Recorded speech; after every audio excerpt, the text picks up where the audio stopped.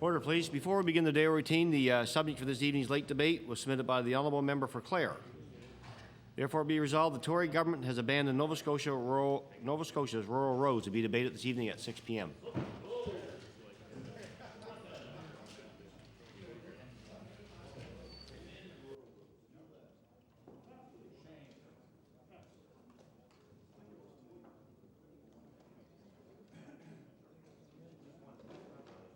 Thank you. The Honourable Minister of Natural Resources on the introduction. Thank you, Mr. Speaker, and thank you for the opportunity to introduce to the House, to you and all members of the House, two guests from EMO Manitoba. I would like to recognize Mike Lester, who's the Executive Director of EMO Nova Scotia, who has with him today Paul Anderson, Assistant Director of EMO Manitoba, and Murray Brown, Recovery Coordinator from EMO Manitoba. Mr. Speaker, following the recent flooding in Nova Scotia, these two gentlemen from Manitoba kindly offered to come to Nova Scotia to assist EMO and our organization to get the Disaster Financial Assistance Program up and running. They have had a lot of experience in the Manitoba Red River area, and which has caused, specifically in 1997, extensive damage to roads, bridges, and homes. And both these gentlemen experienced firsthand the complexities of dealing with the aftermath of a major flood. Mr. Speaker, on behalf of the Government of Nova Scotia, I would like to thank Mr. Brown and Mr. Anderson for coming to Nova Scotia to provide their input and their expertise, and I would ask all members of the House to show them a warm welcome.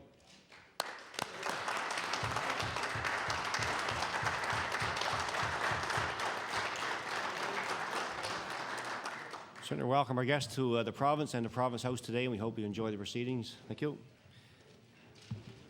Begin the day routine presenting reading petitions.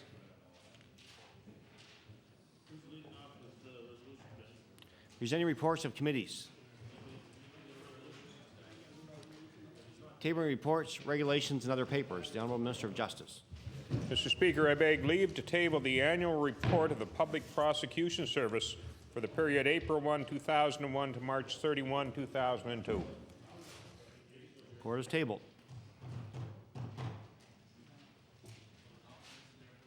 Statements by ministers. Government notice of motion. The Honourable Minister of Tourism and Culture.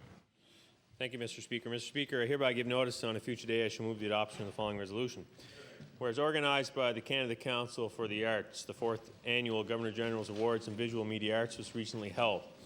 And whereas Nova Scotian artist Alex Colville has received one of these prestigious $15,000 prizes for his distinguished achievements during his lifelong career in the arts. And whereas now in his early 80s and continuing with his artistic career, Mr. Colville's work is revered throughout Canada with some of his creations on display in the Art Gallery of Nova Scotia. Therefore, be it resolved that the members of this House congratulate Alex Colville on receiving the Governor-General's Award in Visual Media Arts and thank him for his past and continuing contribution to the artistic community of Nova Scotia and beyond. And, Mr. Speaker, I request waiver of notice. Passage without debate. Mr. Waivers is agreed. All those in favor say aye. Contrary-minded, nay. Motion is carried. The Honourable Minister of Transportation and Public Works. Thank you, Mr. Speaker. Mr. Speaker, I am reading the following resolution on behalf of the Minister of Environment and Labour. Mr. Speaker, I hereby give notice that on a future day I shall move the adoption of the following resolution. Whereas Monday, April the 14th, 2003, in Toronto, a mural-sized quilt crafted by a Nova Scotian artist, Laurie Swim, will be unveiled at the Industrial Accident Prevention Association Conference.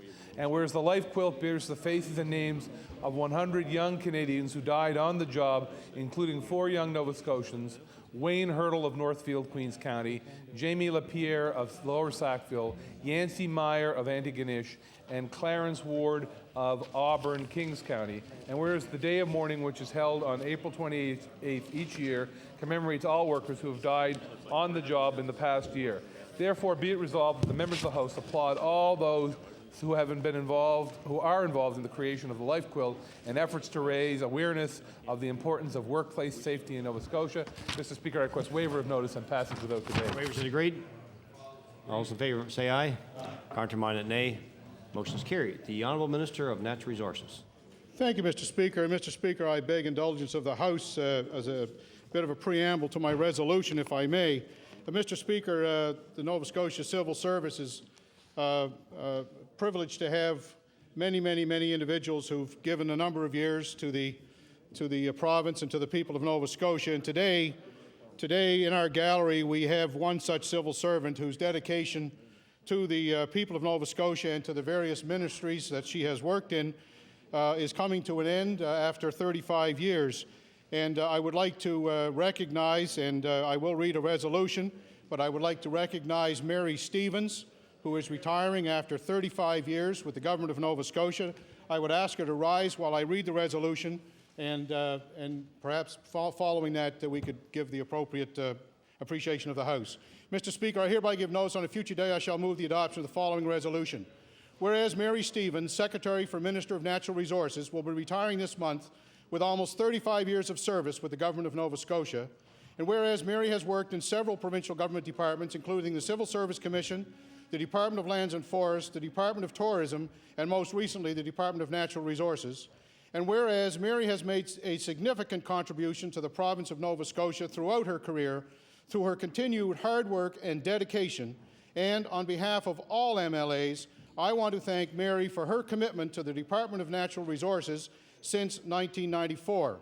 Therefore, be it resolved that members of this House congratulate Mary Stevens on her retirement after many years of employment with the government and wish her many enjoyable years to come. And Mr. Speaker, I request waiver of notice and passage without debate. Agreed. All those in favor say aye. Contrary-minded, nay. Motion is carried.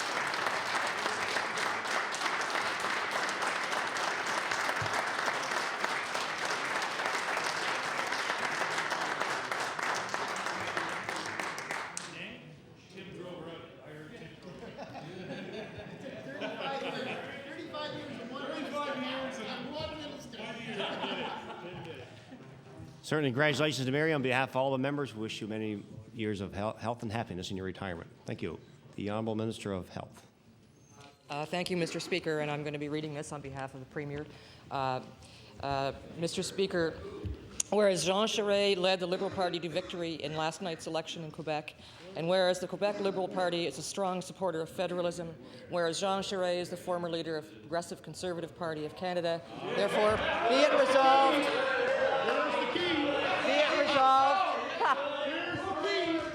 that all members of this legislature congratulate the Quebec Liberal Party and its leader, Jean Charest, and wish them all success as they assume government. And, Mr. Speaker, I seek waiver of notice. It passes without debate. All those in favor say aye. Contrary-minded, nay. Motion is carried. Introduction of bills. The Honourable Minister of Transportation and Public Works. Thank you, Mr. Speaker. Mr. Speaker, I beg leave to introduce a bill entitled An Act to Amend Chapter 94 of the Acts of 1958, the Riverport District Fire Protection Act. The Honourable Minister of Transportation and Public Works begs leave to introduce a bill entitled An Act to Amend Chapter 94 of the Acts of 1958, the Riverport District Fire Protection Act. Bill 34, entitled An Act to Amend Chapter 94 of the Acts of 1958, the Riverport District Fire Protection Act. Or this bill be read a second time at a future date. The Honourable Minister of Justice.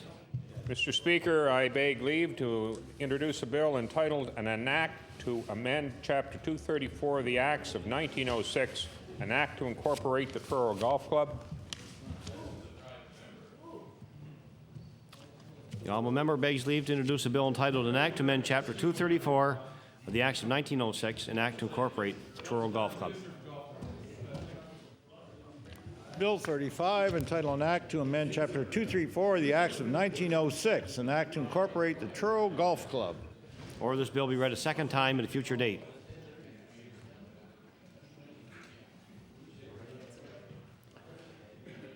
Notice the motion. The Honourable Leader of the Official Opposition. Thank you, Mr. Speaker. I hereby give notice that on a future day I shall move the adoption of the following resolution. Whereas the quality of film and television production was confirmed this spring when Saulder Street Films of Halifax won an Oscar for Best Documentary. And whereas support from the Canadian Broadcasting Corporation and the Canadian Television Fund has been fundamental to the establishment of a world-class film and television industry in Nova Scotia. And whereas the federal government has slashed its support for the Canadian Television Fund by $25 million and cut other support for Canadian producers while offering more money to foreign producers, therefore be it resolved that this House urges the federal government to maintain and increase its financial support for Canadian film and television production instead of undercutting the industry, which is vital to Canada's economy and our culture in the 21st century. And, Mr. Speaker, I'd request waiver and passage of the debate. Request waivers, is it agreed? All those in favor say aye. Contrary-minded, nay. Motion is carried. The Honourable Member for Clare. Thank you, Mr. Speaker. Mr. Speaker, I hereby give notice that on a future day I shall move the adoption of the following resolution. Whereas yesterday there was a provincial election in Canada's largest geographical province in Quebec, and whereas Liberal leader Jean Charest led his party to an overwhelming majority victory in his province, and whereas this election victory by Jean Charest signifies the first federalist government in Quebec since 1989, therefore be resolved that all members of this House congratulate Liberal leader Jean Charest on becoming Quebec's 29th Premier. And, Mr. Speaker, I would ask for waiver, please. Request for waivers, is it agreed? All those in favor say aye. Contrary-minded, nay. Motion is carried. The Honourable Member Cape Breton Centre. Thank you, Mr. Speaker. I hereby give notice that on a future day I shall move the adoption of the following resolution. Whereas Liberal leader Danny Grain declared last October that he wanted to introduce real reform to politics and his party missed opportunities in the past to engage in serious political reform. And whereas the Liberal member from Clare declared yesterday that if anyone believes politics in Nova Scotia is a clean game above the table, have I got news for them. And whereas the The Liberal member from Clare sees no problem with personal slurs and personal attacks as a way of doing politics. Therefore, be it resolved that the third party had better work on its political reform in his own party before he claims he can engage in serious political reform on the provincial level. The honourable member for Cape Breton South. What, the Liberals don't want to reform your own party? You don't want to clean it up? Order, please. The honourable member for Cape Breton South. Mr. Speaker, I hereby give notice on future days to move the adoption of the following resolution. Whereas Bob McKenzie has recently chaired the United Way Share As You Can campaign on Cape Breton Island in an effort to raise funds for much-needed programs, and whereas this campaign has surpassed the expectations of raising $500,000 to improve the life of many Cape Bretoners through various agencies that work with the United Way, and whereas in addition to the commitment made by Mr. McKenzie, many individuals have donated not only money but their time and effort to make this campaign a tremendous success. Therefore, be it resolved, the members of this legislature congratulate Bob McKenzie and the United Way for the success of the Share As You Can campaign and wish them every success in future fundraising activities. And I would ask for a waiver of notice and passage without debate. Request for waivers, is it agreed? All those in favour say aye. Countermanded, nay. Motion is carried. The honourable member for Annapolis.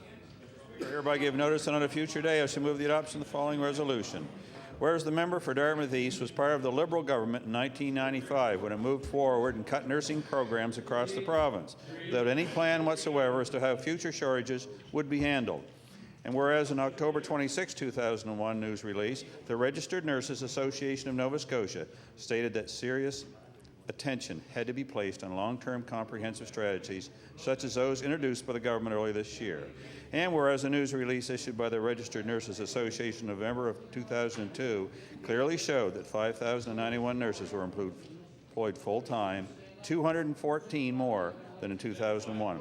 Therefore, be it resolved that instead of sidestepping the real facts, both opposition parties admit that our government has a plan, that it is working, and is only going to keep getting better. Mr. Speaker, I request waiver of notice. Request for waiver. There are several noes. Notice is tabled. The honourable member for Dartmouth North.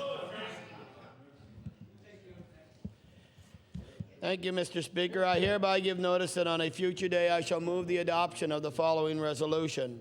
Whereas Nova Scotia Senior Citizen Secretariat established the Nova Scotia Seniors Safe Driving Committee in 1995, and whereas the committee represents the interests and protects driving privileges of more than 83,000 citizens of this province over the age 65 who hold a driver's license, and whereas the committee has spent the past year raising the issues of discrimination against seniors by auto insurers who have hit them with a dramatic rate increase, medical certificates of fitness, and the threat of imposing no-fault insurance. Therefore, be it resolved that this House congratulate and support the Senior Citizens Safe Driving Committee of the Nova Scotia Senior Citizen Secretariat for their stand against the discriminatory treatment of seniors by auto insurance companies. Mr. Speaker, I request waiver and passage without debate. Request for waivers, is it agreed? All those in favour say aye.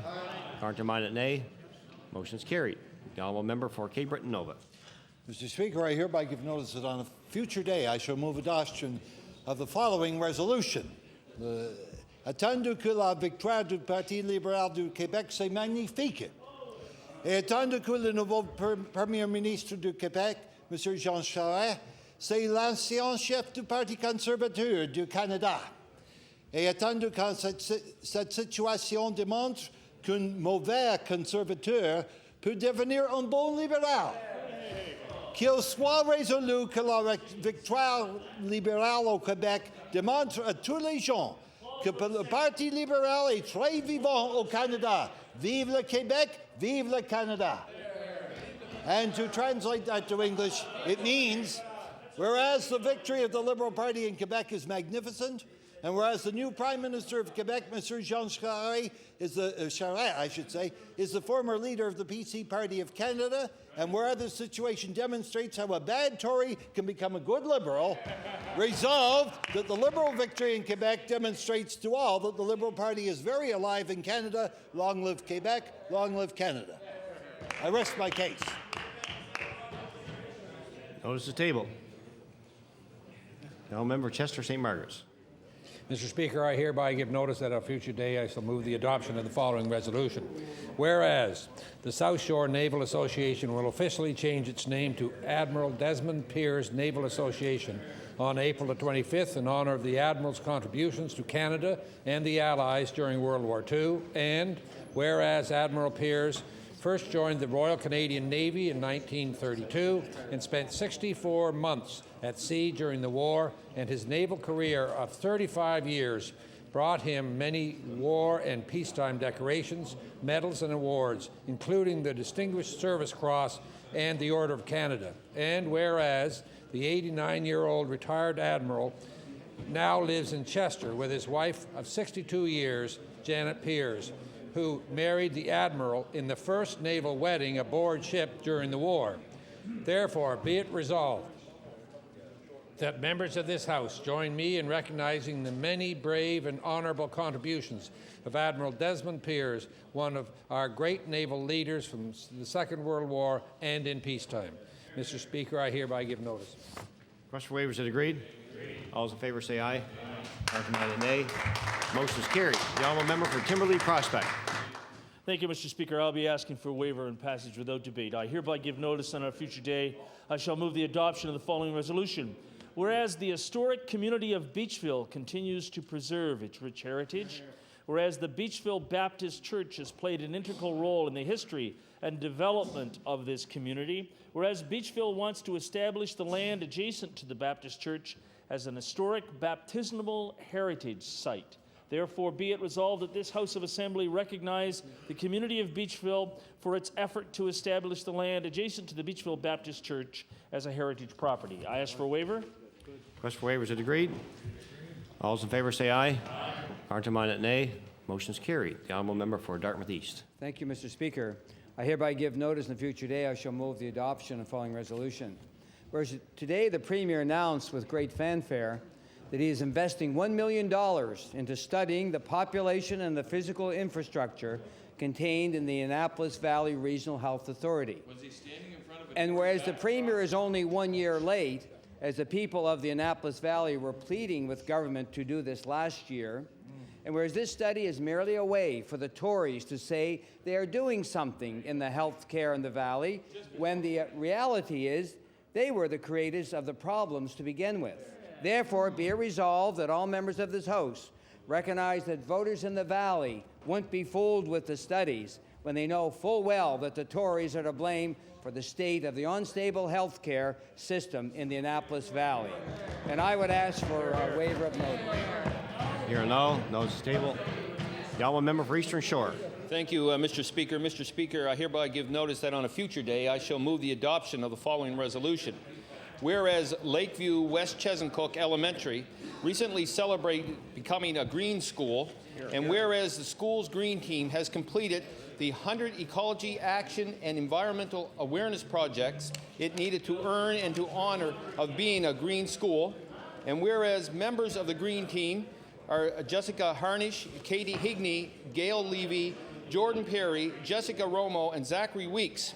Therefore, be it resolved that all members of this House congratulate Lakeview West Chesuncook Elementary on becoming a green school, and a special thanks to the green team members for their commitment to the environment. And Mr. Speaker, I request waiver of notice. Request for waivers is agreed. All those in favor say aye. Countermanded nay. Motion is carried. The honourable member for Halifax Fairview. Thank you, Mr. Speaker. I hereby give notice that on a future day I shall move the adoption of the following resolution. Whereas in 1993, the Liberal government that had been elected with a promise of no new taxes brought down a budget that imposed the single biggest set of tax increases in Nova Scotia's history. Whereas in 1996, after more fee increases and a 3% wage rollback, that same Liberal government imposed the unfair HST, shifting a significant tax burden onto Nova Scotia families.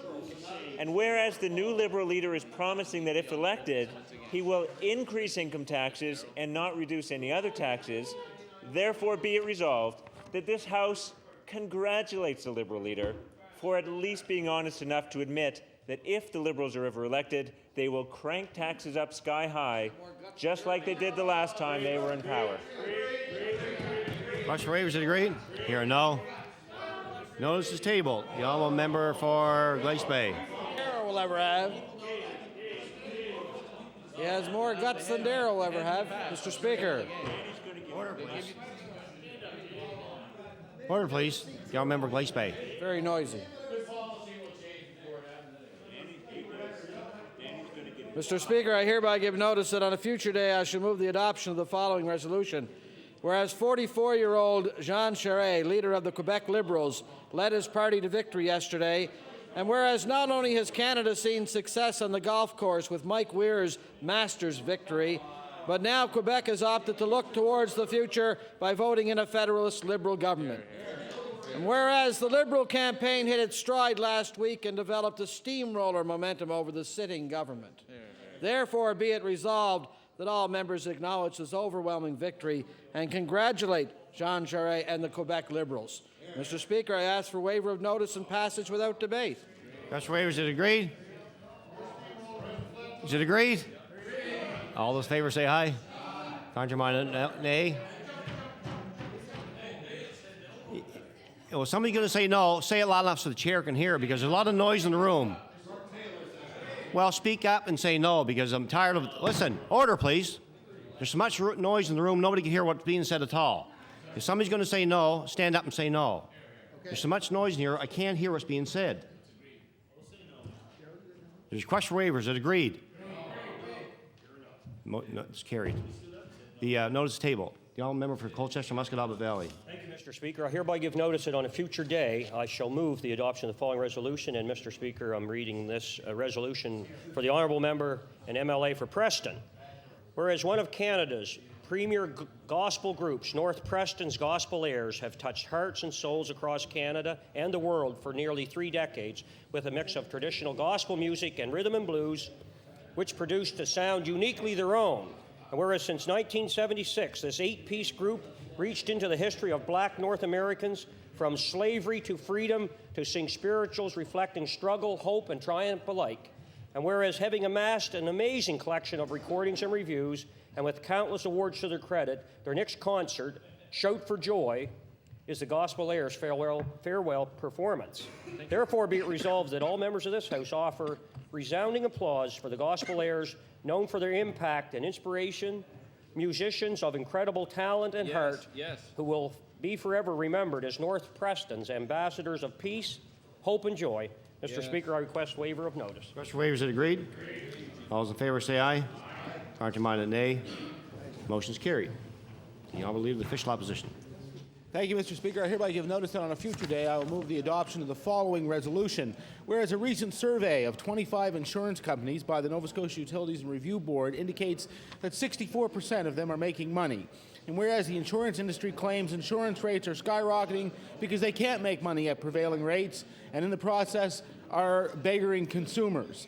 And whereas the contradiction between the survey and the insurance industry claims would lead a prudent government to freeze rates until the issue is clarified. Therefore, be it resolved that this government act immediately to freeze auto insurance rates at the very least until the consumer advocate completes his investigation into the causes and cures of high auto insurance rates. And, Mr. Speaker, I'd request waiver and pass without debate. Waivers that agreed? Here are no. Notice is tabled. The honourable member for Richmond.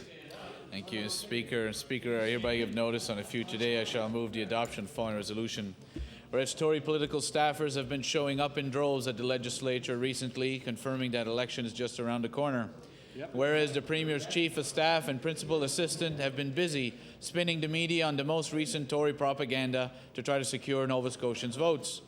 Whereas this approach is in line with the Tories' Rumsfeld plan that states it is more important that the Tories convince Nova Scotians that the government is doing a good job running the province instead of proving it to them. Therefore, be it resolved that it is beyond time that this Tory government begin to respect Nova Scotians instead of insulting them with the blatant Tory pre-election spin doctoring and propaganda in an effort to secure their vote. Speaker, I ask for waiver of notice and passage without debate. Here are no's is tabled. The honourable member for Pictou West. Thank you, Mr. Speaker. Mr. Speaker, I hereby give notice that on a future day I shall move the adoption of the following resolution.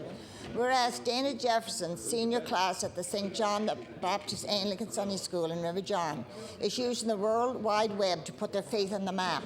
Whereas the local teens are creating a website for their congregation with the help of the Community Access Program site, trainer Amy Sutherland, and the local branch of the Pictou Antigonish Regional Library. Whereas each of the class's 7 members are responsible for a page of the site, which includes the information on the church's history and Sunday school events, a photo gallery, and a guest book. Therefore, be it resolved that the members of this House congratulate River John St. John the Baptist Anglican Church on this worthwhile project. Thank the CAP site and the library for their assistance and wish all those participating in this endeavour a continued success. Mr. Speaker, I request waiver of notice. Waivers is agreed. All those in favour say aye. Counterminded, nay. Motion is carried. The honourable member for Cape Breton Centre. Thank you, Mr. Speaker. I hereby give notice on a future day I shall move the adoption of the following resolution. Whereas the community of New Waterford has produced many fine amateur and professional boxers, such as Red McPherson, Les Gillis, and Tommy Spencer, just to name but a few. And whereas the Waterford Boxing Club has been rejuvenated under the auspices of the New Waterford Family Youth Resource Center with trainers Sonny Corbett and Wendell Frazier. And whereas the Waterford Boxing Club looks forward to helping young men and women develop discipline, self-control, and self-esteem. Therefore, be it resolved that this House congratulates the New Waterford Family Resource Center and trainers Sonny Corbett and Wendell Frazier for rejuvenating the New Waterford Boxing Club and wish it every success in building on New Waterford's fabled boxing history. I seek waiver. Request for waivers is agreed. All those in favour say aye. Counterminded, nay. Motion is carried. The honourable member for Richmond. Speaker, I hereby give notice on a future day I shall move the adoption of the following resolution. Whereas last night Jean Charest led the Liberal Party to a commanding majority government as Quebec voters ousted the separatist government of Bernard Landry. Whereas much like the Ham Tories, Bernard Landry's government approach to solving social issues was through the use of glossy reports and studies rather than concrete action. Whereas Quebec voters should be applauded for turfing a government which was clearly out of tune with the priorities and needs of the citizens of Quebec. Therefore, be it resolved that the Ham Tories be reminded of the Quebec example as they defend their rum-bottled budget, continue to mortgage the future of our children by adding to the debt, and provide a smoke and mirrors tax scheme as they continue to be out of touch with Nova Scotians' priorities.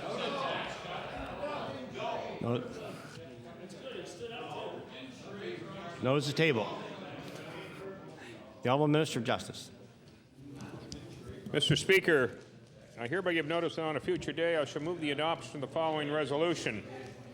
Whereas the rink of Jesse Acker, lead, Libby Langell, second, Sue Brenton, mate, and Judy Burgess, skip, won the Harris Cup competition at the Truro Curling Club. Whereas this rink exemplified the essence of club curling, competitiveness, fellowship, and fun.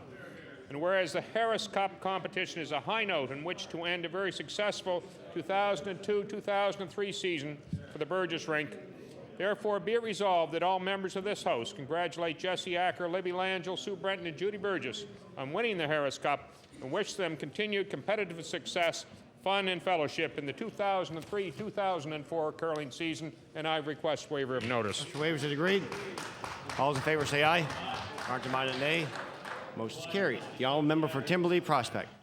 Thank you, Mr. Speaker. I hereby give notice that on a future day I shall move the adoption of the following resolution.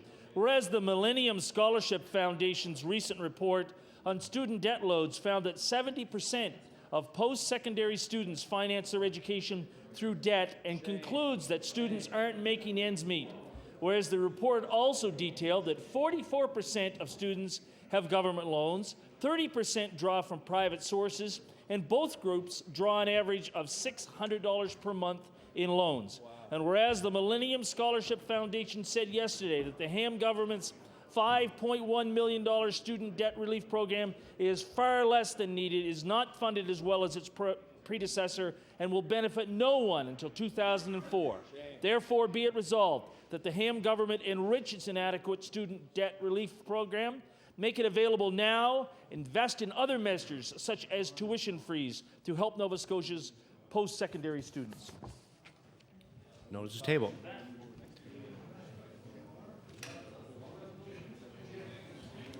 Now, member for Dartmouth East. Thank you, Mr. Speaker. Hereby give notice in the future day I shall move the adoption of the following resolution. Whereas Clarence DeYoung will be honored with the prestigious Elizabeth Ann Seton Award at a dinner celebration May the 21st, 2003.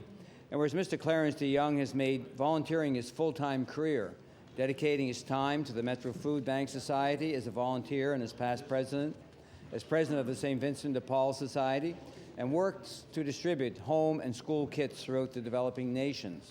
And whereas the commitment of Mr. Clarence DeYoung has been demonstrated not only here in the Halifax Regional Municipality, but through global efforts, and is to be commended.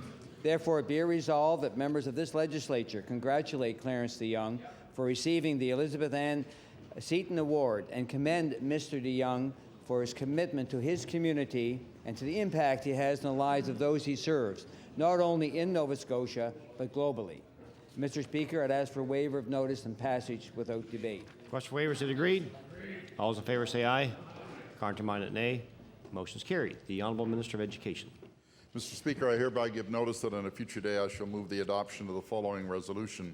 Whereas the St. FX University project was the focus of Lieutenant Colonel E. Hasking's presentation of the 60th anniversary of the 427 Lions Squadron, the Canadian 6th Group of the Royal Air Force, and whereas 4 students, René Malenfant, Nathan Smith, Andrew Goodmanson, and John MacDonald, created a website on the World War II Bomber Squadron as a class project, detailing the detachment's history, which the Lieutenant Colonel found while researching on the internet. And whereas at the anniversary presentation, a veteran of the 427 Lions Squadron, Al Dion, officially received his Distinguished Flying Cross, making the website even more unique. And therefore, be it resolved that the members of this House congratulate René Malenfant, Nathan Smith, Andrew Goodmanson, and John MacDonald on creating this memorable website honoring the members of the 427 Lions Squadron. Mr. Speaker, I seek waiver and passage without debate. Waivers, is it agreed? All those in favor say aye. Contrary-minded, nay. Motion is carried. The Honourable Member for Glace Bay. Mr. Speaker, I hereby give notice that on a future day I shall move the adoption of the following resolution. Whereas Sister Cecilia Seika from Sheet Harbour will be honoured with the Elizabeth Ann Seton Award at a dinner celebration May 21st. And whereas Sister Seika is presently the parish administrator in St. Peter's Parish in Sheet Harbour, is being recognized for her contributions and work with seniors, not only in Sheet Harbour but in Mount Uniacke, where she has assisted parishioners with many tasks over her career. And whereas the Sisters of Charity is an international organization of over 650 members that provides community support. Therefore, be it resolved, the members of this House congratulate Sister Seika for receiving the Elizabeth Ann Seton Award and commend her for her community work. Mr. Speaker, I ask for waiver of notice and passage without debate. Question waiver, is it agreed? All those in favor say aye. Contrary-minded, nay. Motion is carried. The Honourable Minister of Service, Nova Scotia and Municipal Relations. Mr. Speaker, I'm reading this on behalf of the member from Hants West. Mr. Speaker, I give notice on a future day I shall move adoption of the following resolution. Whereas early yesterday afternoon, Windsor RCMP were called to a violent crime at the Avonside Motel in Falmouth, just across the bridge from Windsor. Whereas upon arrival, they discovered 2 adults beaten and robbed, as well as having their car stolen, which fortunately had a global positioning tracking system installed in it. And whereas RCMP, with the assistance of staff from Stevens and Yaden's Chevrol's, quickly discovered the stolen vehicle traveling in northern Nova Scotia, where they almost immediately had it apprehended and the suspect taken into custody. Therefore, be it resolved that MLAs in this legislature commend members of the Windsor RCMP for their quick and decisive apprehension and applaud the efforts of President Greg Boyd and his staff at Stevens and Yaden's Chevrol's in Windsor for their assistance in helping the RCMP, and wish the victims of this crime well as they recover from their traumatic experience. And Mr. Speaker, I request waiver and passage without debate. Question for waiver, is it agreed? All those in favor say aye. Contrary-minded, nay. Motion is carried. The Honourable Member for Cape Breton Nova. Mr. Speaker, I hereby give notice that on a future day I shall move adoption of the following resolution. Whereas rum costs $32.40 for a 40-ouncer. $32.40. And whereas at this price, one cannot buy 5 40s with the government's planned $155 pre-election payment. And whereas this deficiency may greatly disappoint those in the rum drinking community, resolved that the government's pre-election sweetener should be increased to $162 so that the rum drinkers can get a full fill-up prior to being driven to the polls on Election Day.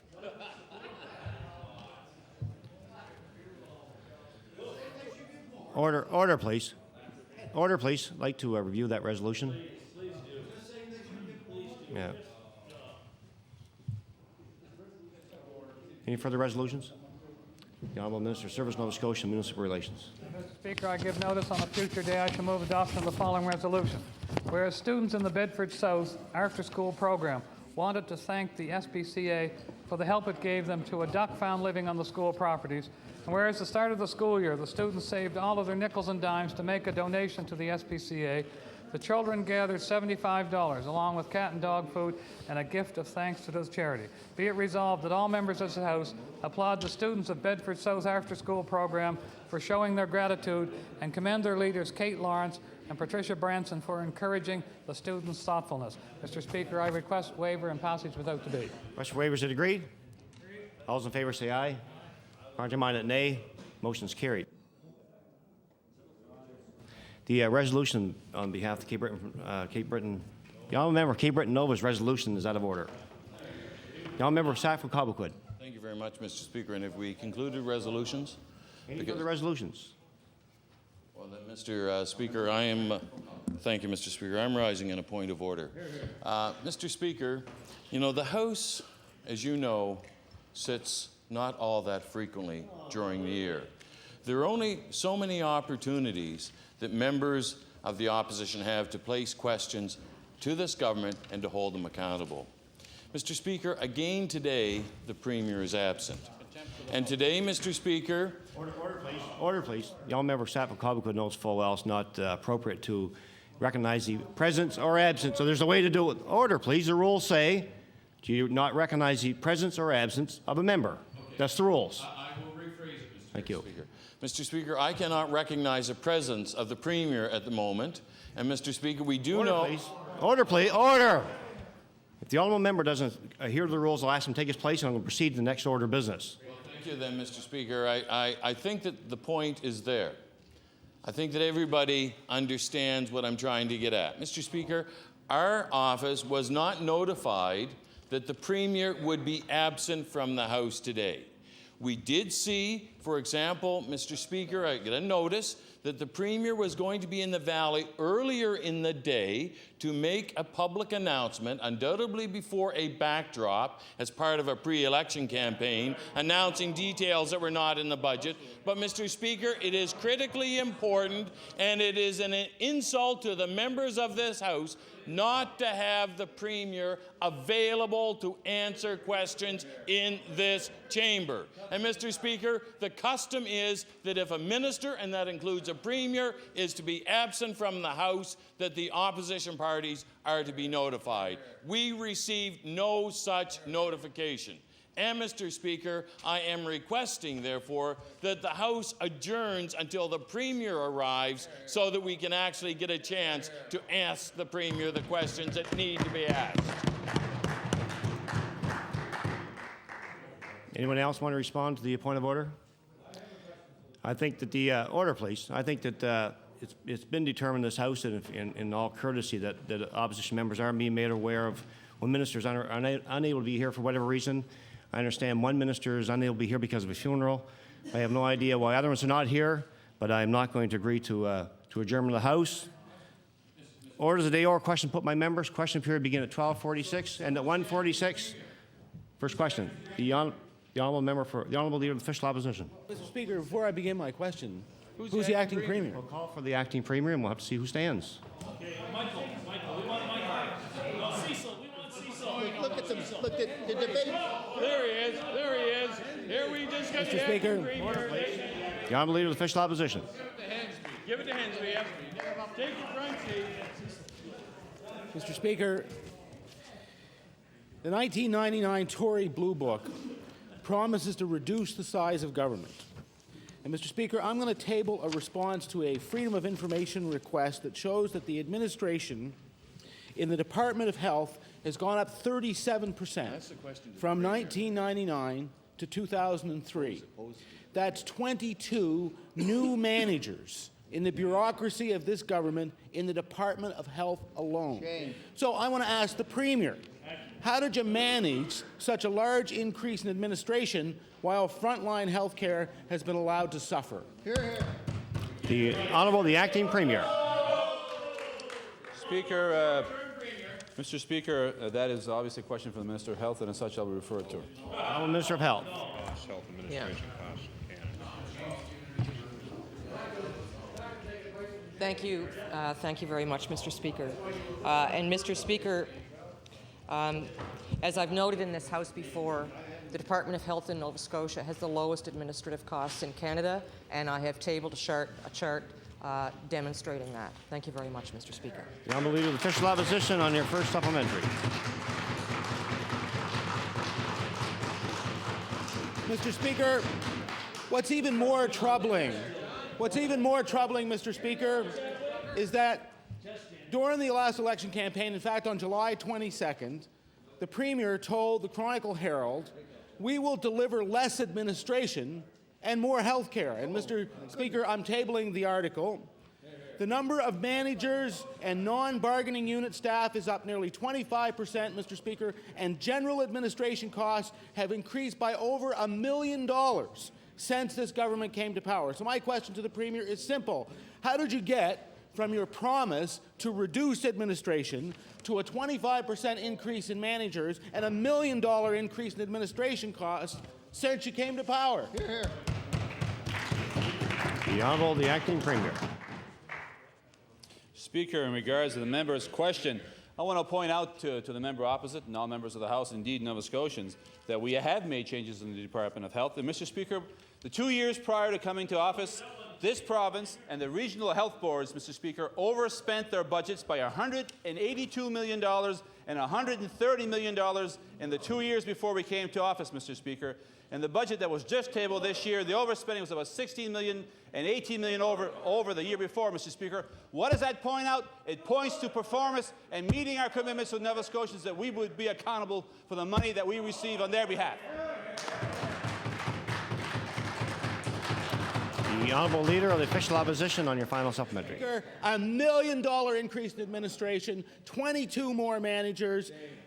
These people, Mr. Speaker, these extra staff do not include a single new nurse or a single new doctor who is engaged in patient care. My question for the Premier is this. I want to know how we got from eyeball-to-eyeball health care to eyeball administration. The Honourable, the Acting Premier.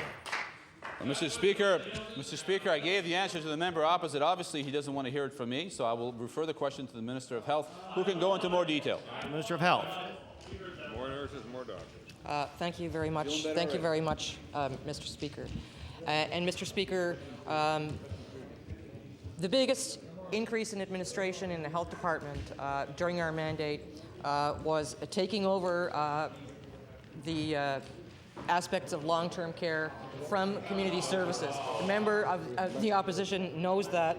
But even so, Mr. Speaker, even with moving those people from one department to another, we still have the lowest administrative costs of any province in Canada. Thank you, Mr. Speaker.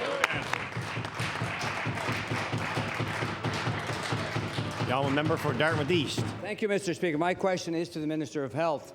March of this year, it was reported that 13 acute care beds at the Valley Regional and 8 acute care beds at Soldiers Memorial Hospital in Middleton were occupied with patients who were waiting to be assessed for long-term care. The District Health Authority yesterday confirmed that there has been no improvement. In fact, Mr. Speaker, things are getting worse. There are now 13 beds at the Valley Regional and 12 at the Soldiers Memorial that are not available for acute care for the people in the Valley. My question simply to the Minister, could the Minister please explain the cause of the backlog? Is it assessment process? Is it the single entry assessment process? Or are there a lack of long-term care beds in the Valley region?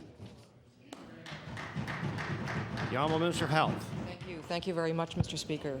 And Mr. Speaker, the assessment process does take some time, but Mr. Speaker, I will investigate further for the member from Dartmouth East to find out the particular causes of the situation today.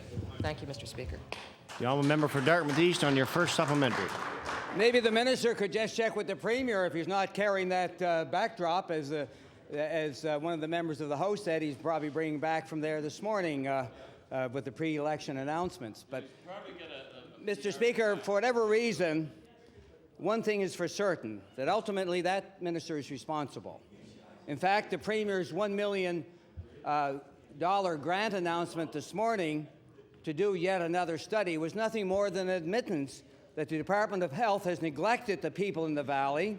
And Mr. Speaker, the people in the Valley know this quite well. And also yesterday morning, there were in the emergency departments at the Valley Regional, there were 11, and also one at the Soldiers Memorial in the emergency departments who needed an acute care bed, but none was available. That's the price the people in the Valley are paying for the inability of this minister and this government to manage the health care system. My question to the minister, why is the minister allowing the Premier to spend $1 million in another study instead of investing the money in fixing the problems that they have created in the Valley region? The honourable Minister of Health. Thank you. Thank you very much, Mr. Speaker. And Mr. Speaker, we're not doing $1 million study in the Valley. The two studies will cost about $100,000 between them, Mr. Speaker. And one of the reasons we are doing this is we recognize there need to be some capital improvements in the Valley, and the study will lead us to make the right capital improvements. Thank you very much, Mr. Speaker. The honourable member for Dartmouth East on your final supplementary. Study 2 years ago. This government is 2 years late. Last year, her department closed 13 beds at the Soldiers Memorial Hospital. That's in Middleton. And as a result, the stats that we've received, almost 50% of the remaining beds at the Soldiers Memorial in Middleton are being used for non-acute care purposes. It's certainly a downgrading of that facility. And Mr. Speaker, the Premier's announcement today is just 2 years too late. My question to the minister, will the minister indicate whether she is allowing the backlog to continue and the study to move ahead because she plans to close? Are they planning to close Soldiers Memorial Hospital in Middleton? Or is it because she cannot manage the system at all? What is the answer, Madam Minister? Order, please. Honourable Minister of Health. Thank you, Mr. Speaker. And Mr. Speaker, the facilities were improved at Middleton so we could do more surgery there. Currently, we're doing orthopedic surgery there and day surgery there, and there are absolutely no plans to close Soldiers Memorial. Thank you very much. The honourable Leader of the Official Opposition. Mr. Speaker, in spite, Mr. Speaker, of the Tory Blue Book promises, management at the Department of Health has increased by 25% during the Ham's government mandate, and I agree with the minister. It includes those people whose job it is to strip seniors of everything they own, Mr. Speaker, in order to pay for health care and long-term care. This is a department with the highest paid deputy minister in the history of the province. Apparently, Mr. Speaker, $180,000 a year deputy minister still has to have an assistant deputy minister and an associate deputy minister. Mr. Speaker, I want to ask the Premier, how can you possibly justify $1 million in bureaucracy instead of frontline health care? The Honourable the Acting Premier. Mr. Speaker, I find this line of questioning rather condescending for the people who are doing a good job within the Department of Health. I've indicated before that the department is doing very well in managing its costs, and one of the reasons is, Mr. Speaker, that we put sufficient help in that department in order to be able to do that. Mr. Speaker, the Department of Health is doing a good job, and the fact of the matter is that the history speaks for itself. If the member opposite wants to examine that, he would see the results are indeed positive coming out of the Department of Health. The Honourable Leader of the Official Opposition on your first supplementary. You know, Mr. Speaker, the Ham Tories promised to ensure that the work environment they offered nurses was going to be rewarding and a positive one. They must have been crossing their fingers, Mr. Speaker, just like they did when they said they wouldn't be doing any politically motivated advertising. District health authorities are finding it increasingly difficult to recruit staff with the limited resources they have, but Mr. Speaker, in the Joe Howe building, the pockets are much deeper. My question to the Premier is this: how does a building full of managers decrease wait times for orthopedic surgery or for MRIs? Honourable the Acting Premier. Speaker, I could say something. I'm probably filling out the FOI pops the NDP sent over, but however, I will refer the question to the Minister of Health. The Honourable Minister of Health. Thank you, Mr. Speaker. And Mr. Speaker, I'd like to clarify one thing the Leader of the Opposition said earlier about having an Assistant Deputy Minister and an Associate Deputy Minister. In fact, we have an Associate Deputy Minister, not an Assistant as well, Mr. Speaker. That being said, Mr. Speaker, I would say that one of the ways in which we are able to reduce some wait times now and will be able to do more in the future is through the use of information technology and very good planning, Mr. Speaker, something the department has become quite good at in the last 4 years. Thank you very much, Mr. Speaker. The Honourable Leader of the Official Opposition on your final supplementary.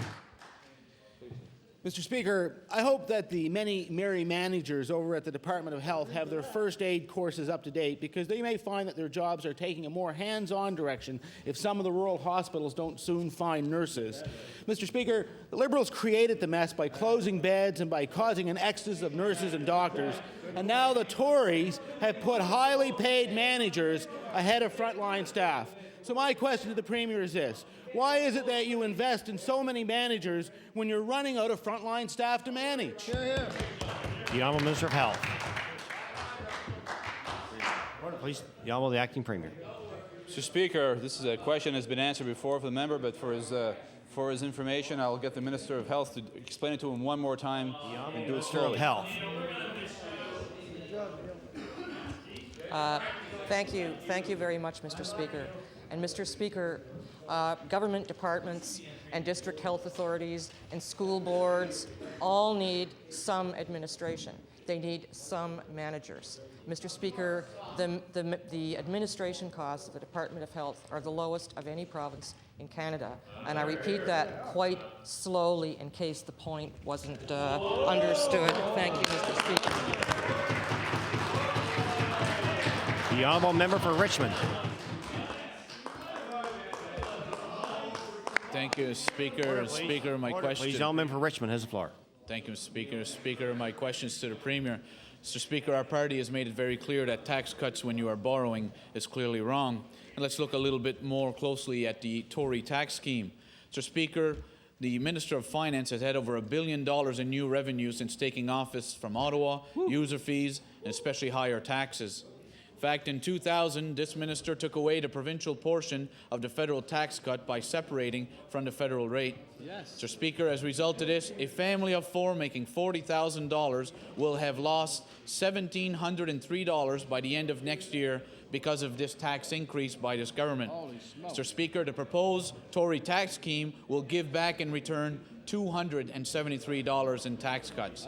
So, Mr. Speaker, on the one hand, the minister is giving back $273, while with the other hand, this government is collecting $1,703 with the other. My question to the Premier: why is the Minister of Finance only giving back a small portion of what he took from the people in 2000 when he denied Nova Scotians the provincial portion of the federal tax cut? Now with the Acting Premier. Mr. Speaker, I'm going to refer that to the Minister of Finance. Finance. Speaker, it blows me away when they ask the Minister, the Acting Premier, to refer it to himself, but anyway, that's the way the questioning is. Speaker, I've listened to the member opposite who has just said in this House that because of the changes that we'd made in how we collect taxes in Nova Scotia, that benefits which could have flowed to Nova Scotians didn't. One of the reasons that is the case, Mr. Speaker, is that we told Nova Scotians that we would balance our budget before we gave them tax relief. Now today, he is saying that we should do it. His leader is outside the House saying that we shouldn't do it. My God, will you make up your mind who's on first, who's on second, and who the hell's going to third?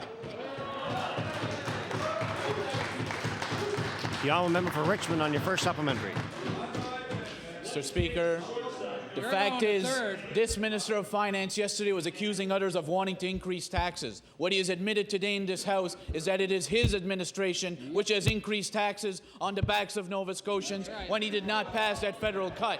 Now he says, not only did I increase tax, now I will give you back a small portion, and yet he preaches to other parties about tax issues. Mr. Speaker, one can see clearly right through this minister's tax plan. Mr. Speaker, unless the government protects tax brackets and credits from inflation, the tax scheme by this government will be clawed back over the next few years anyways, and will be nothing more than an artificial smoke and mirrors tax scheme by this minister. Right. So my question to the Minister of Finance, being he doesn't want to refer it to the Premier, will the minister admit that the tax scheme he has proposed in reality will disappear in the very near future under the current plan proposed by his administration? Honourable Minister of Finance. Mr. Speaker, I will not admit any such thing because that is not the case. We told Nova Scotians in 1999 that they would get tax relief once we balanced the budget. Something, you know, that his own leader has stated on different issues that he wants certain things, but I guess in a sense I should check the script today. But the bottom line is, Mr. Speaker, is that we told them that they would get tax relief after we balanced the budget. What did we do in this year's budget, Mr. Speaker? We did exactly what we said we would do. Now, member for Richmond, on your final supplementary. Mr. Speaker, this is the same administration that said we will not increase the debt. Right. We will live within our means. Yep. We will fix health care. We will fix education. We will fix roads. At the end of the day, Mr. Speaker, they will get the same.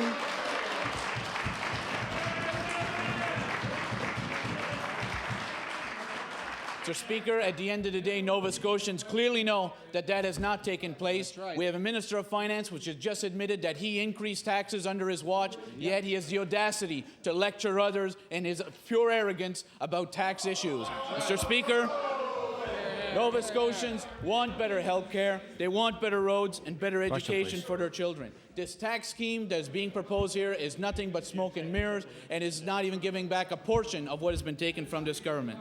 My final supplementary is why won't the minister admit that his government has failed to achieve the goals and that the tax cut is nothing more than a smoke and mirrors attempt to justify their record instead of being open and honest with the people of Nova Scotia? Minister of Finance. Mr. Speaker, the member opposite needs a course in 101 in listening, because I did not say that we increased taxes. Nova Scotians paid the same tax until this year, whereby we reduced it. Now, Mr. Speaker, on another point, the member opposite talks about the audacity of this minister and this government. The audacity of this member and that party saying that they're going to cut up the credit card. What did we do, Mr. Speaker? We cut up their credit card when we came to office, Mr. Speaker. We cut up their credit card, the one that Mr. Downs said in the Red Room that he had a surplus of $1 million, and when he walked to this Red Room, to this chamber, he had a $500 million deficit. The audacity of that member to say that, Mr. Speaker, is unbelievable.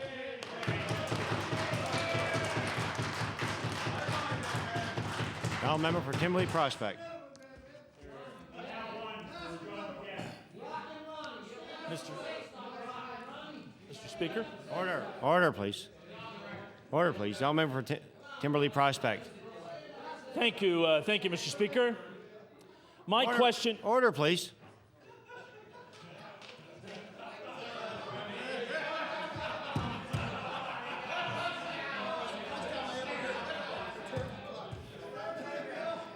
Now, member Timberley Prospect.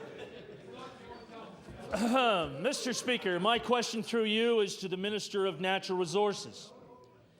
Non-resident ownership of Nova Scotia land has surpassed the 1 million acre mark. That's a sad day for Nova Scotians, Mr. Speaker.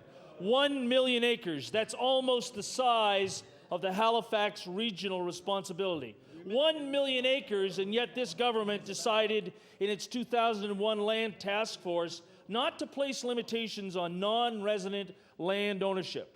My question for the Minister of Natural Resources is, why has your government failed to do anything to address the fact that more than 1 million acres of our land now belongs to non-residents?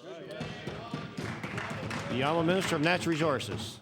Thank you, Mr. Speaker. I thank the member for the question. Mr. Speaker, we are under a program in Nova Scotia through our Department of acquiring land across this province for wilderness for areas, for protected areas. We have recently acquired inholdings in the Bowater region. We acquired Cape Split. We acquired area in Dunn's Beach and Antigonish. So we are very much involved in securing the lands in Nova Scotia for Nova Scotians for the future. Now, Member Timberley Prospect on your first supplementary. Mr. Speaker, I'll table a copy of the annual report of non-resident land ownership from 91 to 2002. And this report states, there has, and I'm quoting, there has been widespread non-compliance with the Land Disclosure Act. This report should be treated with caution because of the apparent small percentage of actual transactions that it represents. So my question to the minister, and hopefully with a different briefing note, we know of at least 1 million acres that are gone, but do you have any clue as to exactly how much of our province now belongs to non-residents? Honourable Minister of Natural Resources. Thank you, Mr. Speaker, and thank you, Mr. Speaker. Mr. Speaker, we are in constant negotiations and discussions with Service Nova Scotia and Municipal Relations in keeping an accurate record of land ownership in Nova Scotia, and we will continue to do that so that we are aware of those land transfer issues. Thank you very much. Now, Member Timberley Prospect on your final supplementary. You know, I think the minister is in that fog off Betty's Island down off Terrence Bay, because there's more than 1 million acres, and your government and you, Mr. Minister, have done nothing. We've lost a chunk of land almost to the size of the HRM, and I get these sort of answers. My question to the minister is, why won't this government wake up and realize that only the privileged, many of them from outside this province, can now purchase coastal properties and islands in this province? Minister of Natural Resources. Mr. Speaker, I'm not sure just what the question was there. Perhaps a member could repeat that. He was making a point, but I wasn't quite sure what the question was. Please, now, Member for Timberley Prospect on just a question only, please. Why won't this government wake up and realize that only the privileged, many of them live outside this province, can now purchase coastal properties or islands in this province? Honourable Minister of Natural Resources. Thank you, Mr. Speaker, and quite frankly, that's not true. Now, Member Timberley Prospect. Thank you, Mr. Speaker. I am going to table copies of Friday's New York Times. The New York Times. I will turn to the appropriate section, which is listed under, of all titles, Escapes. Escapes, Mr. Speaker. One headline reads, "Bargains across the border, the place where a house on the water costs less than your SUV." Let me read a few lines from that New York paper. Order, please. Order, please. I don't think the honourable member needs to read from the paper, but... Order, please. The honourable member can read the question, please. I will. The quote that I was using is that recent United States interest in Nova Scotia property has been buoyed by a lack of restrictions on foreign ownership of lands. People from Manhattan are quoted as saying, smitten with the notion of cheap seafront property. Well, what's cheap in Manhattan isn't necessarily cheap in Musquodoboit Harbor. Why can't the Minister of Natural Resources understand that his inaction means that Nova Scotians will never have access to coastal property or islands in this province? Now, Minister of Natural Resources. Thank you, Mr. Speaker. Mr. Speaker, back in spring of 2001, the government commissioned voluntary planning to do research on the non-resident land ownership.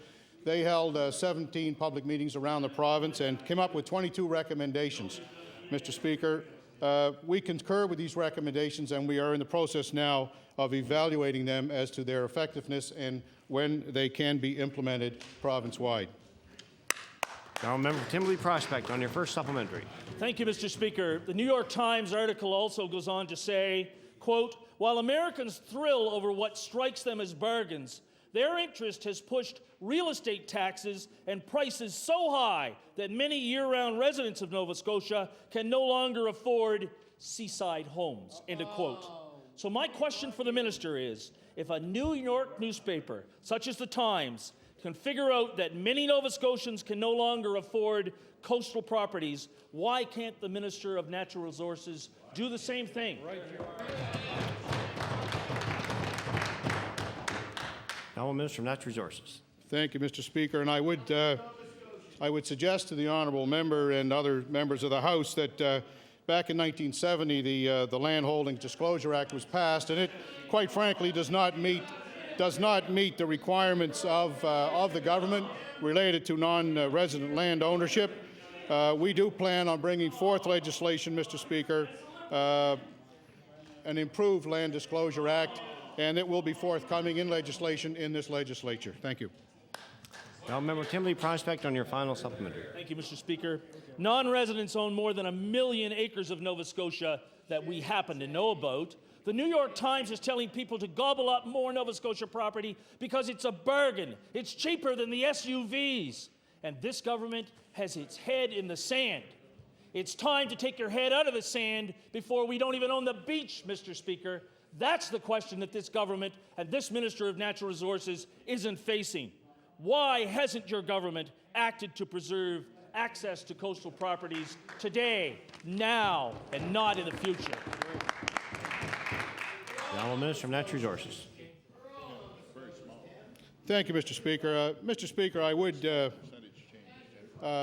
would indicate that a very small percentage of that change has happened. But, Mr. Speaker, I would say to you and other members of the House that Service Nova Scotia are completing, as we speak, maps tracking non-resident ownership. And when we have that information, we will move ahead with the recommendations of the voluntary task force that were brought forward in 2000.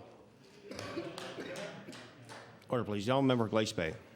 Thank you, Mr. Speaker. Mr. Speaker, my question is for the Minister of Education. Mr. Speaker, I'm sure we're all aware of MacDonald High School in Dominion and the unfortunate incidents of subsidence which occurred there last fall. And Mr. Speaker, the citizens of Dominion and area have met with the minister, but unfortunately, in typical Tory government fashion, they received no concrete answers as to the future of their school. So my question to the minister is, what means has the minister taken to ensure that his government remains accountable to the concerned citizens of Dominion and that the lines of communication remain open? Here, here. Honourable Minister of Education. Thank you very much, Mr. Speaker. I've met with the school board with respect to the issue referenced by the honourable member. I have met with representatives from the community. We indicated our response to the school board's recommendations with respect to the situation there, and I can tell the honourable member and members of the House that the students affected by that situation in Dominion are receiving a very good education. They are going to school and they're being very well accommodated for, and we'll ensure that that continues to happen in the future. The Honourable Member for Glace Bay, and your first supplementary. Thank you, Mr. Speaker. Mr. Speaker, as everyone in this House is aware, the government has made commitments of nearly $700 million in a lot of recent announcements. But you know, Mr. Speaker, as the members are all well aware of, our schools are in desperate need of help today. This is a perfect situation of requiring help, Mr. Speaker. The school situation in Dominion is an extremely important issue to the residents. This government has taken the attitude of don't worry because someone else will pay for it tomorrow. Mr. Speaker, my question for the minister is, since the government has made almost $700 million in commitments already, will you commit the extra funding that's necessary, Mr. Minister, to remedy this critical and emergency situation in Dominion? The Honourable Minister of Education. Thank you very much, Mr. Speaker. Mr. Speaker, it's very interesting to listen to the honourable member reference spending and reference the need for schools and buildings. Mr. Speaker, one of the solutions that was put forward by the school board would see those students being housed in facilities in Glace Bay. New facilities that will be built in the near future, Mr. Speaker. And it's very noteworthy that the honourable member's leader, who is not a member of this House, has said that he will not build new schools and that he would not have a solution that we're being able to offer. That's what he's saying, Mr. Speaker.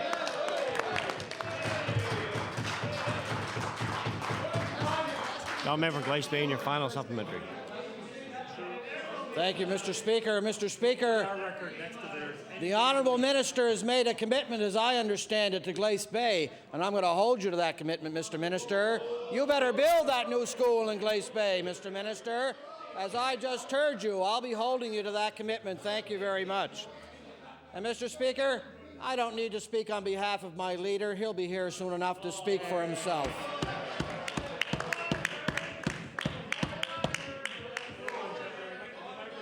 Mr. Speaker, the minister is... Order, please.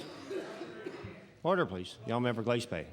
Mr. Speaker, the minister is trying to make a little bit of light of a very serious situation. So my question to the minister is, will the minister ensure this House that the new schools he's going to be built, at least, and hopefully they'll include Dominion, but the new schools that are going to be built will not go and be solely constructed in Tory-only ridings? The Honourable Minister of Education. Mr. Speaker, we have carried forward with the construction program that was in place, and we have responded to the needs as presented by the school boards of this province. We'll continue to do so. And Mr. Speaker, I was very encouraged to hear that the honourable member is wanting me to follow through with the commitment in Glace Bay, because he knows full well that if his leader ever gets in here, it won't happen, Mr. Speaker.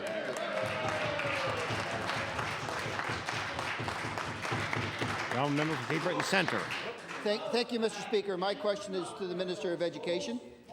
In February this year, Speaker, the Board of Governors of UCCB tentatively approved a budget with a 7% hike in tuition fees, Mr. Speaker. This weekend, they approved that budget. Now, I'd also like to remind the Minister that last year they also hiked tuition fees by 6% under a funding freeze. Now, last month, when announcing the so-called debt relief program and a meager operating support to universities, this minister talked about helping students and keeping tuition fees down. So I want to ask the minister, why are you forcing universities to continue increasing tuition but not providing adequate operating funding so tuition fees can be frozen?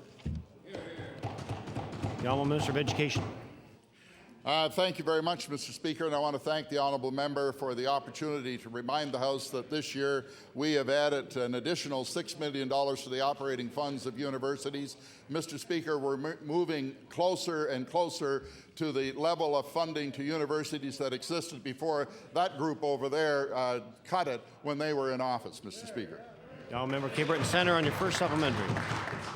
Thank you, Mr. Speaker. Well, his announcement, UCCB didn't change its planned increase after your announcement, Minister, and other universities are saying they won't either. The Millennium Scholarship Foundation estimates that 70% of students are financing their education through debt. The average a student earns during the summer barely covers 2/3 of the cost of tuition in Nova Scotia. It baffles me that a minister who represents a university town doesn't understand the impact of these tuition fee hikes. Minister, who are you listening to when it comes to freezing tuition? Are you listening to the students and their parents or Tory spin doctors? The Honourable Minister of Education. Mr. Speaker, we have, as a government, been addressing the issue of funding to universities. We will continue to address that issue. And I can say, Mr. Speaker, that as a result of the additional funds we've made available this year, tuitions have in fact been moderated, and we are going to continue to work with universities to ensure that their needs are met, and through meeting their needs, meet the needs of students. Thank you, Mr. Speaker. The honourable member Cape Breton Centre on your final supplementary. Thank you, Mr. Minister. This is a government that beats its chest when it gives a 4% raise on the minimum wage and thinks that a 7% increase in education tuition fees is nothing, Mr. Speaker. This government has been no friend to Cape Breton. They force students at UCCB to wash their clothes in brown water, refuse to bring in programs that will help youth employment, pursues policies to de-designate UCCB from student loans and allow tuitions to keep rising and rising and rising. So my final question to you, Minister, will you at least throw the students at UCCB a little crumb today and tell them that you're scrapping your ill-conceived idea of de-designating their university? The honourable Minister of Education. Thank you very much, Mr. Speaker. And again, I want to indicate to the honourable member that we indeed are concerned with the cost of education to students and with the funding issues relative to that. And it's very important, Mr. Speaker, that students understand that the programs that they are entering are programs in which it is reasonable for them to expect success. And we will pursue measures to ensure that as much knowledge is made available to students as possible as they make decisions relative to post-secondary education. The honourable leader of the official opposition. Thank you, Mr. Speaker. My question is for the Premier. Mr. Speaker, Which one? we have heard many stories in this House and in the media about the effects of skyrocketing insurance on today's families. Last week, we heard about the plight of the volunteer fire departments who have had their insurance canceled by the industry. Now, Mr. Speaker, we are hearing more attacks on volunteers by the big insurance companies. Mr. Speaker, the Cole Harbour Boys and Girls Club may have to close by May because they face a 1,000% increase in liability insurance. So my question for the Premier is this. What concrete will you do to provide the Cole Harbour Boys and Girls Club to ensure that they don't have to close because of insurance hikes? The honourable the Premier. Thank you, Mr. Speaker. And the member opposite brings a matter to my attention of which I was not aware. I wasn't aware of the 1,000% increase of the insurance costs of the Cole Harbour Boys Club. But if the member opposite can provide the government with some information, we'll have a look at the issue. The honourable leader of the official opposition on your first supplementary. Well, Mr. Speaker, it doesn't stop there. The Truro Boys and Girls Club, the oldest one in the province, may not be able to stay open past July 3rd. The Chebucto Boys and Girls Club says that an increase that large would be 10% of their overall budget, and it would surely force them to close. And even worse, Mr. Speaker, areas that clearly need this support, like Port Hawkesbury and Indian Brook, will not be able to open clubs if this keeps up. So my question for the Premier is this. Why does your government allow big insurance companies to cherry-pick who they insure? What action will you take to stop this practice? The honourable the Premier. Thank you very much. If the member opposite could provide some upfront information, the government is prepared to look at it. The member opposite is not naive enough to think that he can bring in a matter such as this to the floor of the House and expect it to be solved in question period. What the member opposite would do, if in fact he really is interested in boys' clubs, is provide the information to the government so we can work on a policy to help the boys' clubs. The honourable leader of the official opposition on your final supplementary. Mr. Speaker, you know, Mr. Speaker, we never know what to make of this government's promises. Last week, your minister told this House that they would be helping volunteer firefighters. And yet this week, we learned that all of that help consisted of a couple of phone calls. So, Mr. Premier, your party will help Sobeys, who don't need the government's help. So why do you steadfastly refuse to help groups that perform such vital community functions? The honourable the Premier. Thank you very much, and I'll continue with the member opposite. If he can provide the information that he has at his hand and provide it to the members of government, we will look at the issue and see what government can do to remedy the situation. The honourable member for Cape Breton South. Mr. Speaker, my question today is to the Premier. Mr. Speaker, there are 3 drill rigs that have taken up residence in Halifax Harbour in what at first glance looks like a concerted effort to find gas in the harbour. Mr. Speaker, I wish to table an article by Gillian Wood at Corporate Communications in which it states, and I quote, "Exploration is down, way down, because other regions and regimes are competing more effectively for that investment. Close quote. Mr. Speaker, yet in the Tory Blue Book, it was promised that the regulatory process would be streamlined. And in that same article I just tabled, an industry executive states, "I've never had so much grief about spending money anywhere in the world than I have here." So my question to the Premier, why, Mr. Premier, is your government chasing away exploration in the offshore by a cumbersome regulatory process? The Honourable the Premier. Mr. Speaker, I refer that to the Minister responsible for energy. The Honourable Minister of Energy. Thank you, Mr. Speaker. And the honourable member asked a good question. And part of the problem with the jurisdiction in the offshore here is that it is a joint jurisdiction. Nova Scotia has made the changes onshore so that it's one-stop shopping. The regulatory process has been streamlined. Our challenge with the industry is to ensure that we have the federal government on side, the brothers of the provincial third party here, to ensure that we have proper regulatory process, a one-to-window shopping. We co-chair that committee that's looking at those regulations, and we hope we have movement and cooperation from our partner, the federal government. The Honourable Member Cape Breton South on your first supplementary. Yes, Mr. Speaker. Mr. Speaker, it's yet another promise in the Premier's Blue Book that I was referring to. And Mr. Speaker, at this point, my reaction to what the Minister of Energy has stated is that the Minister of Energy, it took us a whole year in prodding just to get this government to set up an energy department in Nova Scotia.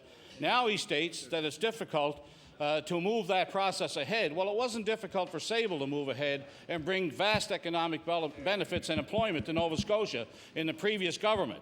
And I'm wondering, Mr. Speaker, will the Premier react to the fact that since his government has come to power, there's been no activity of any kind to create new jobs in the industry in Nova Scotia? The Honourable the Premier.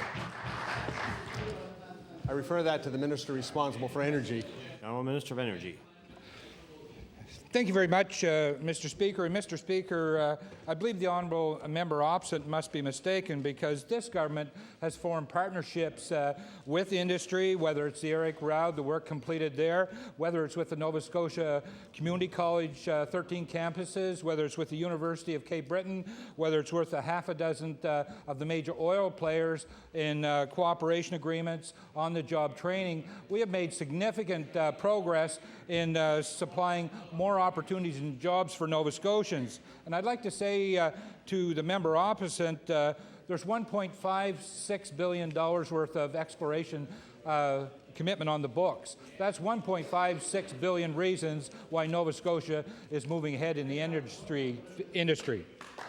Honourable Member Cape Breton South on your final supplementary. Mr. Speaker, what we have here is the Minister of Energy trying to defend the indefensible. Because, Mr. Speaker, what he's saying is simply not true. There's no activity. There may be all kinds of partnerships, Mr. Speaker, being developed out there. I'm talking about tangible jobs in the offshore for Nova Scotians. Instead of that happening, Mr. Speaker, the oil and gas industry are leaving here. And, Mr. Speaker, I want to refer to a breakfast meeting again that the Premier had with the Greater Halifax Partnership. And here's what the Premier told the media. We don't need the offshore to grow the economy. This Minister of Energy is telling us the offshore is moving ahead, and the Premier is saying we don't need the offshore to grow the economy. Well, if we don't need the offshore to grow the economy, Mr. Premier, will you tell this House and Nova Scotians what your plan B is? How are you going to grow this economy in Nova Scotia without the presence of the oil and gas industry? The Honourable the Premier. Thank you very much, Mr. Speaker. And unlike the previous government, this government does have an economic development policy called Opportunities for Prosperity that identified the various sectors of the Nova Scotia economy that have been very successfully growing. And in the last 3.5 to 4 years since we've been government, this province has experienced unprecedented growth.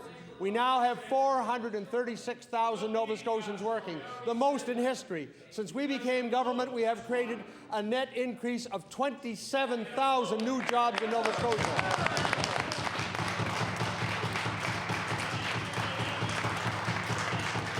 Now, Member Cape Breton Centre. Thank you, Mr. Speaker. Yesterday I learned, Mr. Speaker, that Logitech have been charged with blanking the Whitney Pier community with petroleum coke dust back in February. Residents in that community warned the company and this government that Logitech wouldn't be able to control the dust with the measures they were proposing to use. A few months later, the community was proven right, Mr. Speaker. The department and this government make it a habit of not listening to the community until it's too late.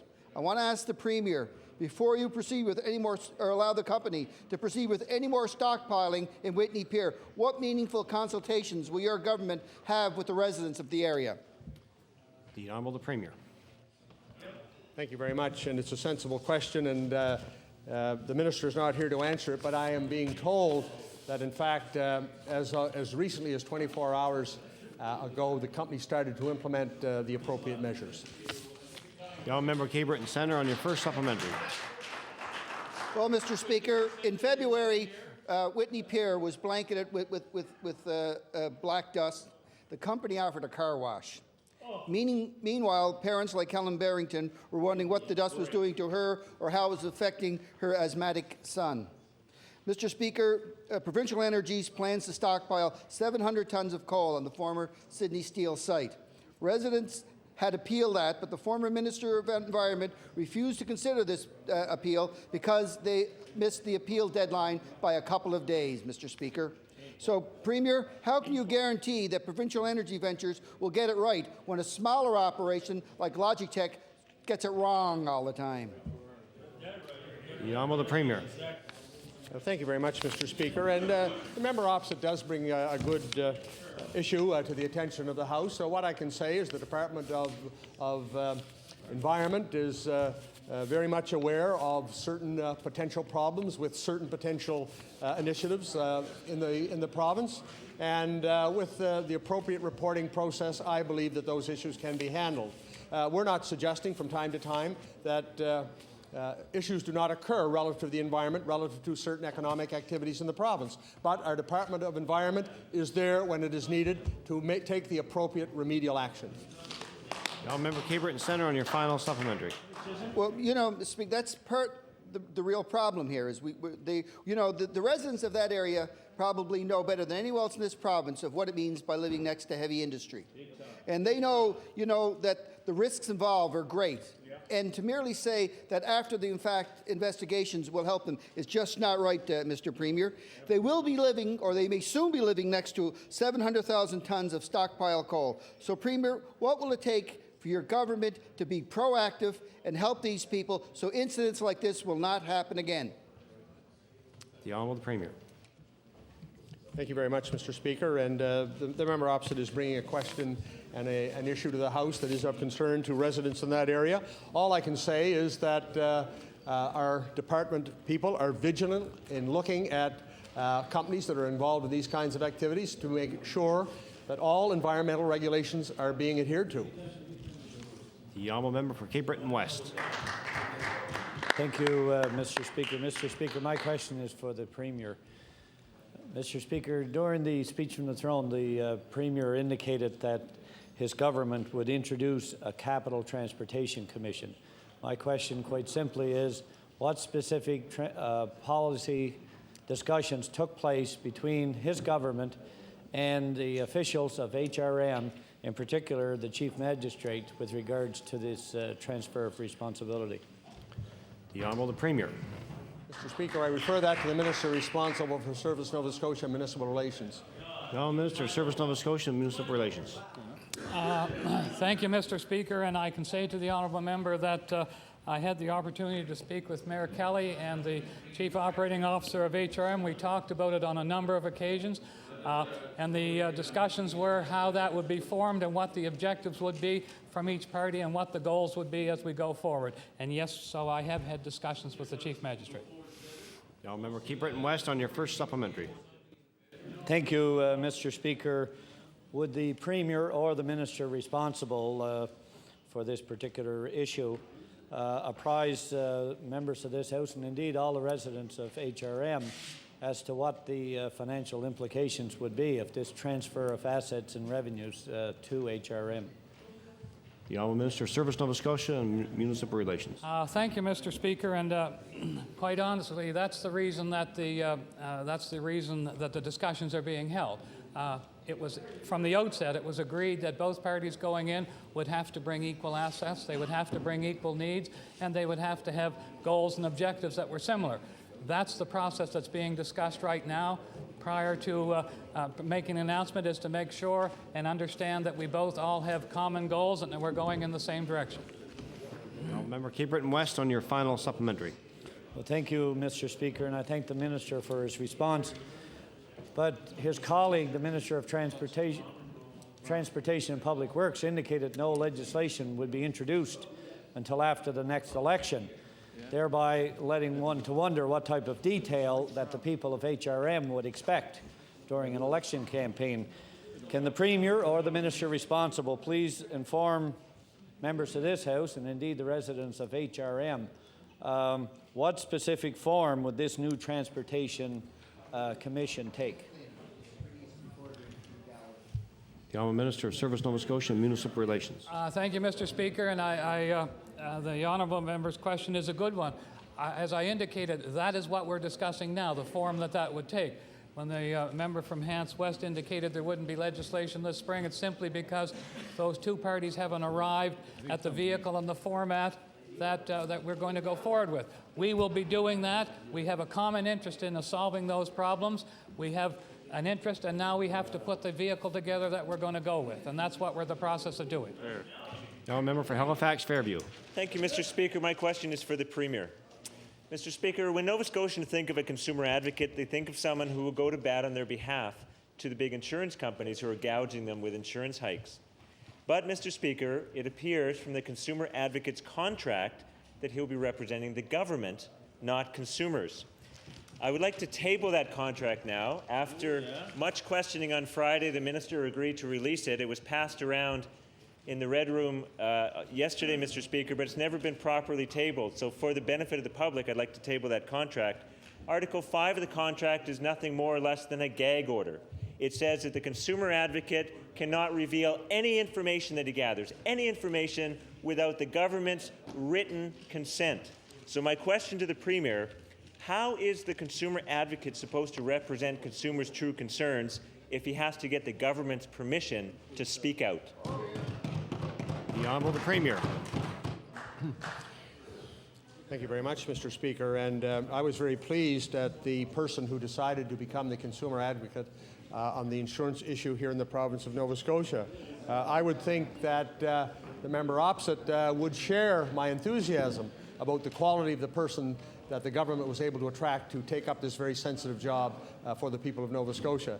The people of Nova Scotia will be well served by that consumer advocate. The people of Nova Scotia will be well served by that report, because that report will be the basis of government action. The honourable member for Halifax Fairview on your first supplementary. Thank you. That was a nice attempt by the Premier to make the issue something different, but let's be clear about what's happening here.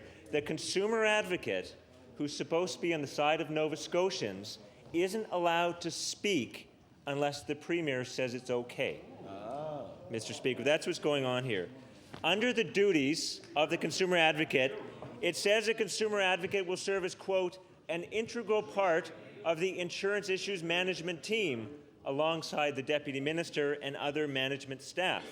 So my question to the Premier, how does the Premier expect Nova Scotians to believe the consumer advocate is independent when the contract says that he has to fall in line with the Minister's Issues Management Committee? The Honourable Premier.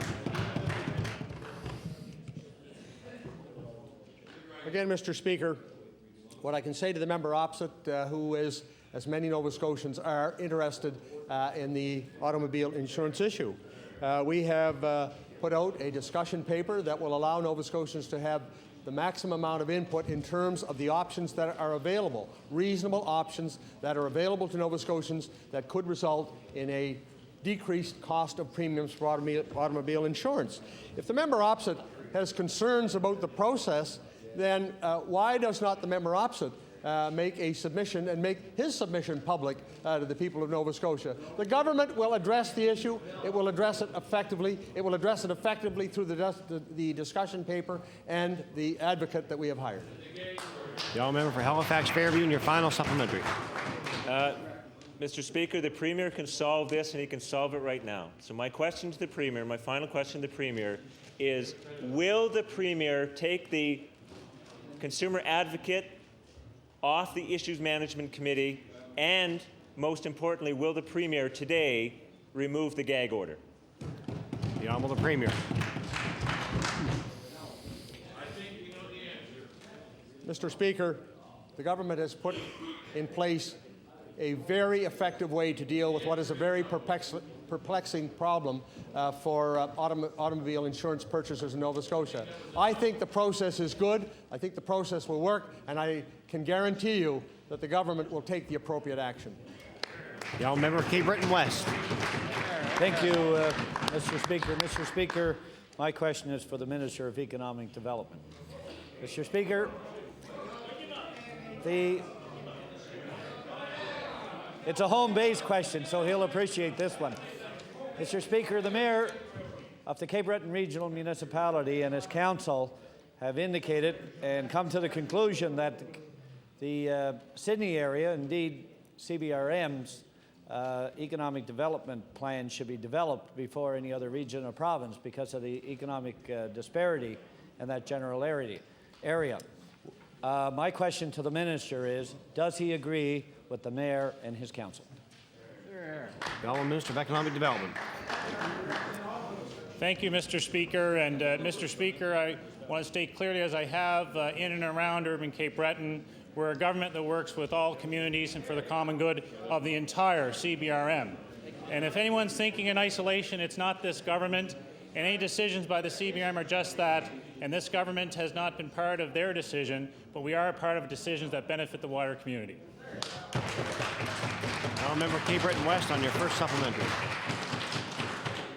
Thank you, Mr. Speaker. Mr. Speaker, the Mayor of the Cape Breton Regional Municipality, and indeed pretty well all the council, have indicated that they are quite disappointed that they've been excluded from negotiations and discussions on a wide variety of economic development issues with the Minister of Economic Development.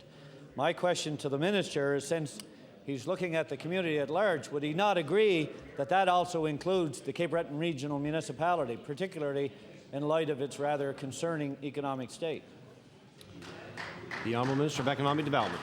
Yes, thank you very much, Mr. Speaker. And as has been the case, whether that was the railway, we've always included the CBRM. When they've decided to take themselves out of the situation, when they choose not to be part of a solution, then I choose not to have them at the table, and that was the case then.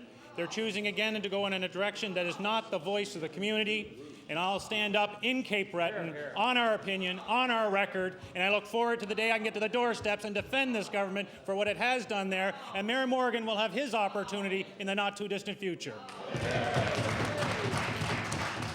Now, member for Cape Breton West on your final supplementary. Hey, Cecil, didn't you refuse to meet with him one time, Cecil? Thank you, Mr. Speaker. My question to the Minister is, does he not agree that this polarization between himself, representing the provincial government, and officials at CBRM is, in fact, having a negative impact on the residents, the taxpayers of CBRM? Oh, yes. The Honourable Minister of Economic Development. Mr. Speaker, the benefits to the people of urban Cape Breton are great. Employment levels have been substantial at record numbers in and around the area. We've been partnering with those that believe in progress, and we continue to offer to work in full partnership with the CBRM, with the Government of Canada, and anyone else that's committed, like this government is, to the future strength of Cape Breton Island. Now, member for Halifax Fairview, you have about 25 seconds.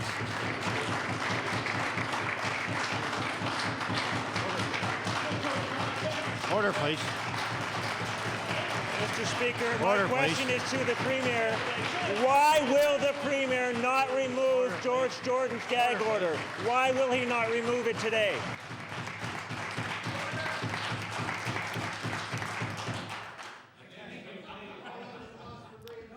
Order.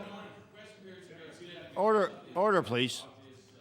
Order, please. Question period will not be extended, but I would point out to the honourable members that the honourable member for Halifax Fairview did have an opportunity of 25 seconds to ask a question, and I think there was a deliberate attempt to prevent that. Time allotted for question period has expired. Government business, the Deputy Government House Leader. Thank you, Mr. Speaker. I would ask that you remove yourself from the chair and that the House would resolve itself. I should request that you should remove yourself. Leave the chair. And that to leave the chair. Quite not appropriate. And that the House, Mr. Speaker, resolve itself in the committee of the whole House on estimates. Thank you. The member for Halifax Shabakto. Well, thank you, Mr. Speaker. As you've no doubt noticed, today is a warm day and a pleasant day. It's a lovely spring day. This is a time of renewal and growth and change, although I would like you in particular to note, Mr. Speaker, that I don't join with the immediately preceding member of the House in asking for your removal. That's not the kind of change that I had in mind at this time of year.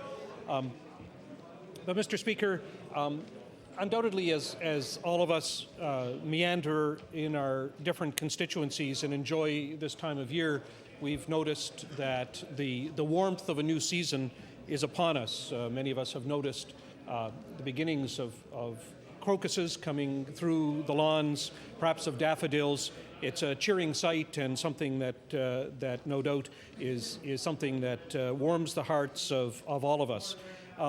In this time of change, I think we have to be thankful that it seems that the earth has perhaps forgiven us for our collective and individual abuses once again. In this time of change, we have to wonder what exactly will be coming in the next months as we move ahead with our individual and collective lives. In the world of politics, of course, we know that there's wide expectation that this will be an election year. The expectation of this, I think, has been anticipated by all members of the House. Who knows when that moment may arrive? In expectation of that, however, I do have a few comments that I would like to address to the electors in my constituency, Halifax Shabakto. Shabakto is an interesting constituency. You will know, Mr. Speaker, that it's an urban constituency, essentially a residential constituency. I've had the pleasure and honor of representing Shabakto for the last 5 years in this House, and indeed for 3 years previously. I represented essentially the same area on HRM Municipal Council and on the City of Halifax Municipal Council when it existed. I would like to offer my thanks to the members, to the voters of Halifax Shabakto for the opportunity to have worked with them. It's been a complete pleasure.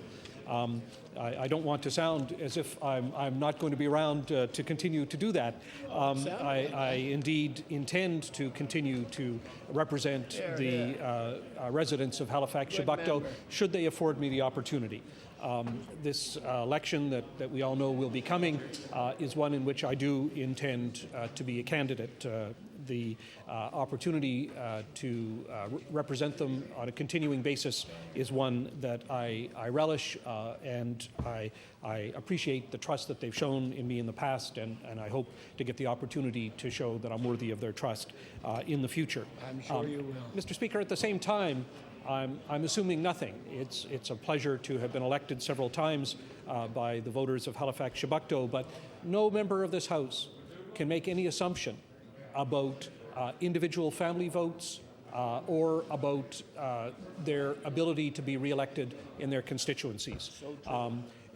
What's interesting about politics in Nova Scotia in the last 5 years is that the patterns of traditional family voting generation to generation in the same way has probably been broken.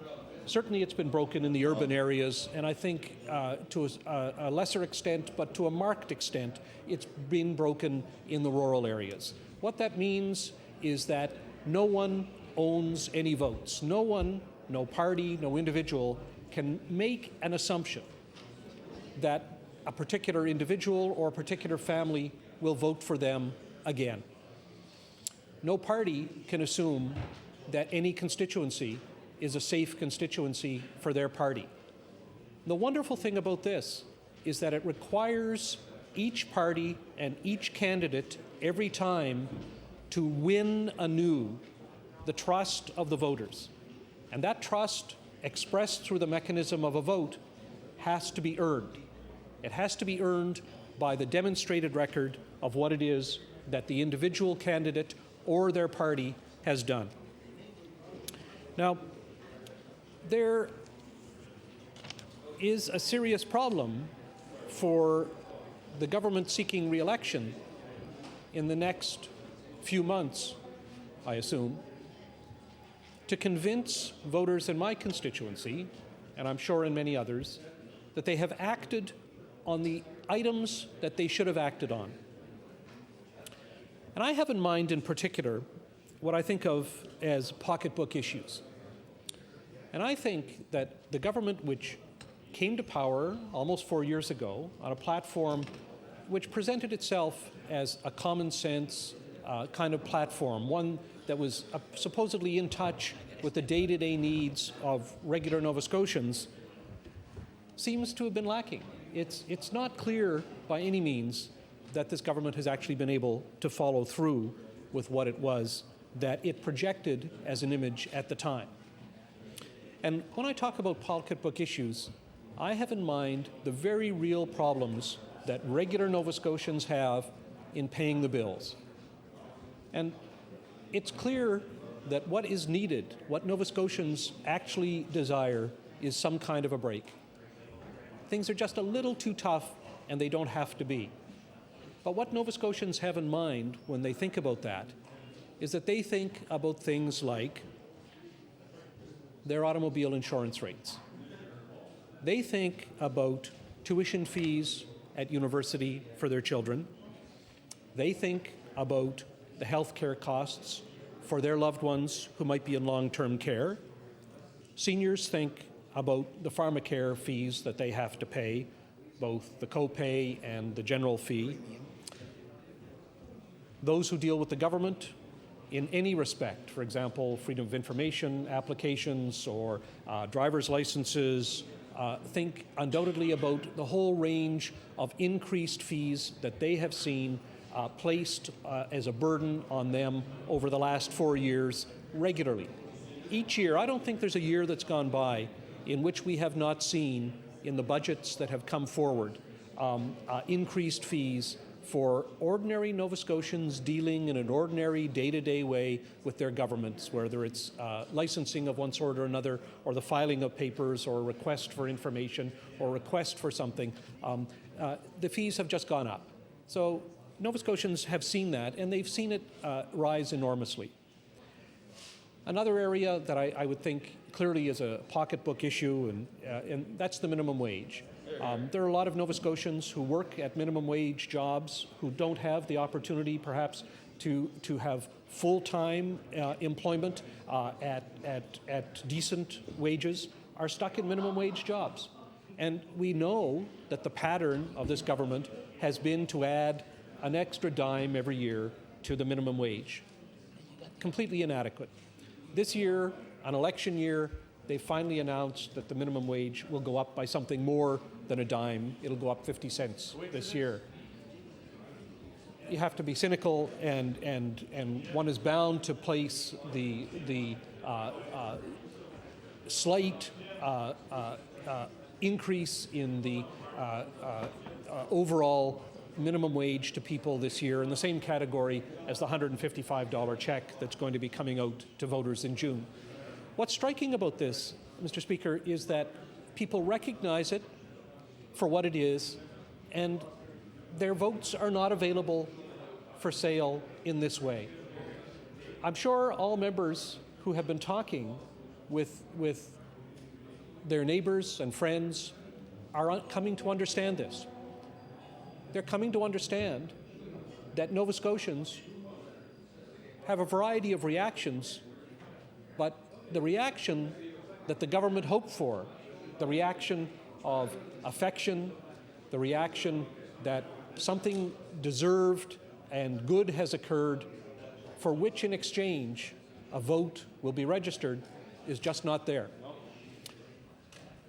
I happened to be talking this morning with my real estate agent. This is a person who's extremely successful in his business. He has quite a large income.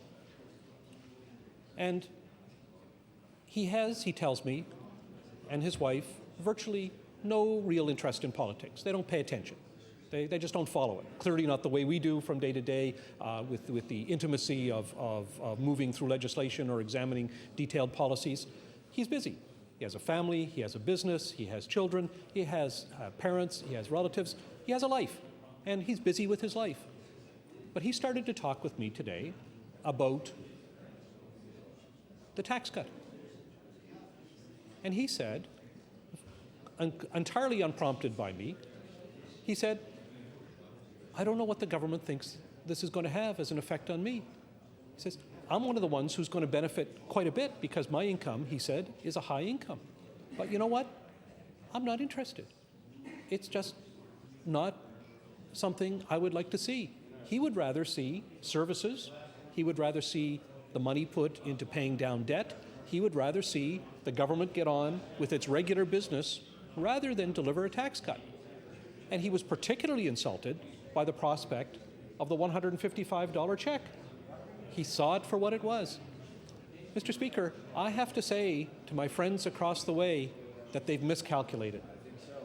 They've miscalculated the sophistication of the Nova Scotia public, even of a person like the one I just described who doesn't pay much attention to politics, but when something big like that comes along, they can see it for what it is.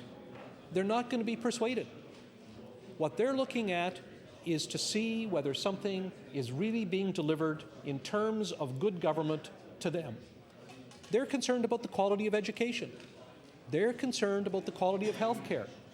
They're concerned to make sure that their reasonable amounts of tax dollars are used in an efficient and effective way to make sure that the services that they pay for through their taxes are actually there to give them the quality of life that they want.